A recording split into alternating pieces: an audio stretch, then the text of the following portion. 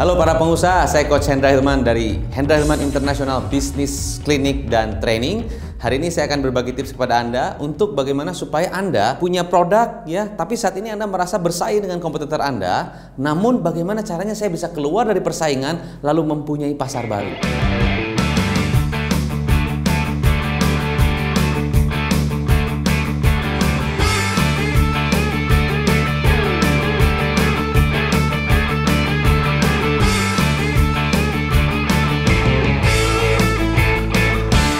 Ambil contoh yang umum lah, kita anggap misalnya perusahaan tour and travel. Ya, saat ini perusahaan tour and travel seperti kita ketahui semua, banyak perusahaan tour and travel saat ini omsetnya itu termakan dengan perusahaan-perusahaan online. Ya, seperti beberapa perusahaan online yang sudah masuk ke aplikasi yang memudahkan user untuk melakukan transaksi lewat handphonenya, lewat gadgetnya, ya. Tinggal mereka pilih tempat atau pilih tanggal, pilih jadwal penerbangan dan sebagainya, langsung mereka bisa booking tiket sendiri tanpa harus melalui travel agent. Nah, kalau saya sebagai travel agent, saya harus berpikir bagaimana saya bisa melewati persaingan itu.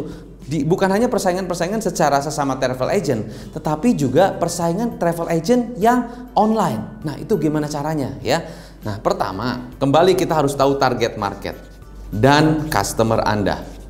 Target market means orang yang belum jadi customer tapi bisa punya potensi jadi customer Anda.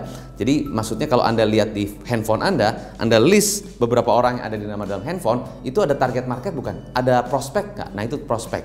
Nah, customer means adalah orang-orang yang sudah pernah jadi customer Anda atau sudah sering mengikuti perjalanan Anda. Mereka dari mulai tahun 2006, 2007, 2008 sampai sekarang mereka rutin setiap tahun kalau ada promo-promo paket holiday mereka ikut di dalam tour Anda. Nah, itu namanya customer. Ya, customer yang repeat order. Mungkin ada customer-customer yang loyal dan mereka kasih referensi ke teman-temannya untuk ikut di tour and travel Anda. Nah, saat ini Anda bukan hanya mengenal nama, nomor telepon ataupun senangnya pergi kemana, bukan hanya itu. Tapi saat ini Anda harus sangat lebih spesifik. Customer Anda itu hobinya apa, mereka itu terlibat di komunitas apa, ya, dan sebagainya. Jadi Anda harus lebih jeli lagi customer Anda ini hobinya apa, lifestyle-nya bagaimana. Contohnya, misalnya customer Anda itu hobi fotografer atau hobi lari, ya, atau hobi naik sepeda atau hobi perjalanan untuk melihat pemandangan-pemandangan begitu, ya. Hobinya seperti itu, ya. Ada beberapa customer yang hobinya shopping. Wah, pokoknya kalau komunitasnya seneng-seneng shopping banget. Nah, kalau Anda benar-benar tahu hobinya mereka dan mereka di komunitas apa, Anda akan lebih spesifik lagi mengerti. Berarti kalau gitu kita bisa tur sama-sama. Seandainya kata mereka hobinya foto-foto, bisa tur sama-sama ke dalam sebuah tempat yang memang pemandangannya begitu indah. Ya, nomor kedua, Anda harus pikirkan target produk Anda menuju ke customer dengan hobi yang sama.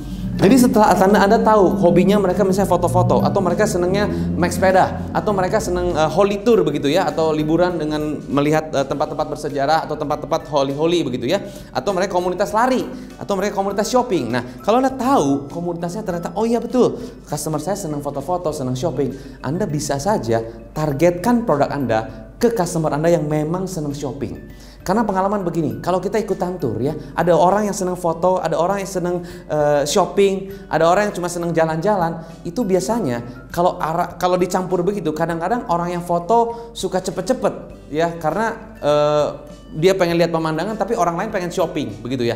Akhirnya terjadi turnya tidak nyaman. Nah, tapi kalau Anda membawa satu komunitas yang sama-sama suka shopping, sama-sama suka foto-foto, atau sama-sama suka naik sepeda, atau sama-sama suka nyanyi atau sebagainya, atau melihat beberapa pertunjukan, nah itu akan membuat mereka satu semakin kompak dan Anda punya pasar yang benar-benar kuat karena komunitasnya sama, hobinya sama, ya. Jadi penting.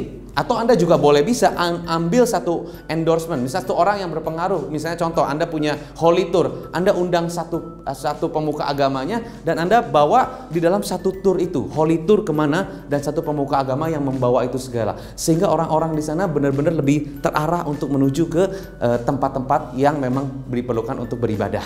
Nah, itu beberapa contoh. Ya, nah setelah Anda tahu dan ini, baru nomor 3, Anda marketingkan. Nah, cara marketing produk Anda, ikutilah sesi saya yang sebelumnya. bagaimana memarketingkan produk Anda, menciptakan produk Anda dengan spesifik desain, posting-posting dan sebagainya, supaya Anda bisa punya marketing yang begitu lebih detail dan benar-benar kena ke target market Anda. Nah, Bapak Ibu sekalian, ini adalah tips bagaimana supaya Anda bisa keluar dari persaingan red ocean, pasar yang udah ramai begitu ya, ditambah sekarang pasar online, dan Anda bisa mempunyai pasar baru, dan Anda bisa punya USP atau unique selling point Anda di dalam bisnis Anda. Bapak Ibu, kalau saat ini Anda merasa saya sulit untuk mencari USP atau saya sulit memarketingkan produk saya sulit bagaimana mencari target market yang spesifik dan bagaimana saya membuat target market saya benar-benar kena dan produk saya bisa direspons yang baik oleh customer saya, Anda bisa berkonsultasi dengan kami di Hendra Hilman International Business Clinic and Training, dan mudah-mudahan tips ini bisa membuat Anda semakin keren, semakin sukses. Terima kasih, saya Coach Hendra Hilman. Salam pengusaha.